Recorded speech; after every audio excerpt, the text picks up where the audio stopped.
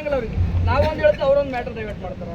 ಈಗ ನೋಡ್ರಿ, ಊಟಕ್ಕೆ ಇಲ್ಲಿ ಬಂದ್ರೆ ನಿಮ್ಮ ಸಮಸ್ಯೆ ಏನಂತ ಕೇಳ್ತಾರೆ. ಹುಟ್ಟಿದ್ರೆ ಮುಂದೆ ಸಮಸ್ಯೆ ಏನಂತ ಏನಾಟಗ ಅಳಕತ್ರಿ ಯಾಕಂತ ಕೇಳಿದಂಗೆ ಸತ್ಯನಾಟಕ ಯಾಕೆ ಹೇಳ್ತಾರೆ? ನಮ್ಮ ಸತ್ತನ ಅಂತ ಅಳಕತ್ತೀವಲ್ಲ, ಇಲ್ಲಾಂದ್ರೆ ಹೆಂಗೆ ಹೇಳಕ್ ಸಾಧ್ಯ ಮೇಡಮ್? ಆ ಲೆವೆಲ್ಗೆ ಐತಿ ಪರಿಸ್ಥಿತಿ ಮೇಡಮ್. ದಯವಿಟ್ಟು ನಿಮ್ಮ ಕೈ ಮುಗ್ತೀವಿ, ಹುಡುಗರು ನ್ಯಾಯ ಕೊಡ್ರಿ. ಇನ್ನೊಂದ್ಸರಿ ಈ ಪರಿಸ್ಥಿತಿ ಈ ಸಮಾಜಕ್ಕೆ ಏನಾದ್ರು ಮಾನ ಮರ್ಯಾದೆ ಹಿಂಗೆ ಅರಾಜ್ ಆಗ್ಬಿಡುತ್ತೆ. ನಮ್ದು ಐತಿ, ಇಲ್ಲಿ ಊಟ ಮಾಡಿ ತಿಂದು ಹೋಗಿ ನಮಗೂ ಅದು ಎಡ ಐತಿ.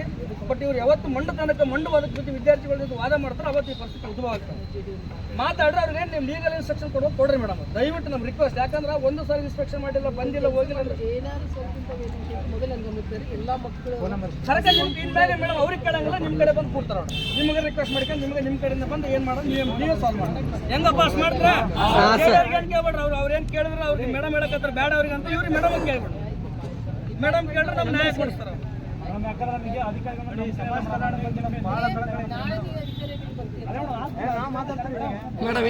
ಮೇಡಮ್ ಇಂಥ ಊಟ ತಿಂದ್ರೆ ಇಲ್ಲಿ ಬರೋದು ಬಿಡ್ಲ ಹಾಸ್ಪಿಟ್ಲ್ ಹೋಗಿರ್ತೀನಿ.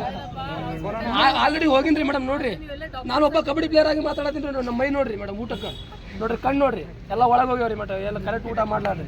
ಒಬ್ಬ 4 ದಿನ ಐತ್ರಿ ಆರಾಮಿಲ್ರಿ. ನಗೋದು ಮಾತಲ್ರಿ, 4 ದಿನ ರೀ ಆರಾಮಿಲ್ರಿ. ತೋರ್ಸ್ಕೊಂಡು ಸಾಕಾಗಿದ್ರಿ ನಮ್ಗೆ.